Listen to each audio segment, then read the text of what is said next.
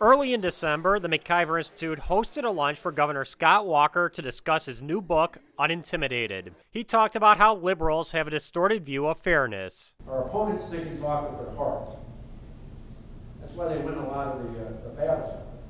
We shouldn't concede our head, our logic, but we need to learn to talk with our heart.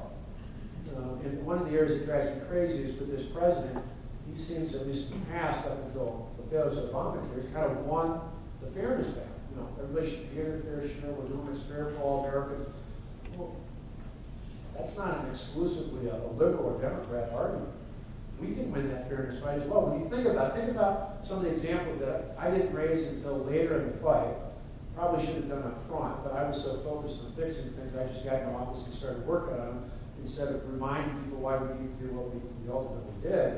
But think about it. Early on, if I told the story of Megan Sampson, I talk about in the book, an elementary school teacher in the Milwaukee public school system who back early in 2010 was named the Outstanding Teacher of the Year, who was one of the teachers you want anywhere in the state, let alone Milwaukee, which is horribly troubled in its public school system, and who about a week or two later received a notice, not when the award ceremony was at, but that she was being laid off.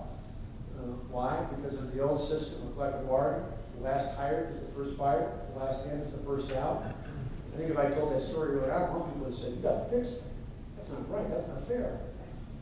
If I told the story about the guy in Madison, who's the highest paid employee, he's not the mayor or anybody else out there, but he's a bus driver for the city transit system, because of the abuses in overtime, he's paid more than $150,000 a year, people would have said, that's not fair, you got to fix it.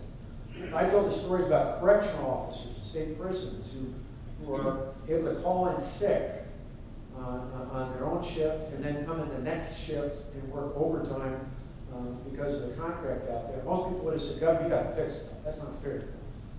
But we were so focused on fixing things, we didn't get out there and make that argument early on. We learned along the way is you got to do both. You can't use talk as a reason to avoid making tough choices and fix things. But you got to make sure that when you're trying to fix things, you don't forget, I should say, to go out and talk about the reason why you're doing it in the first place.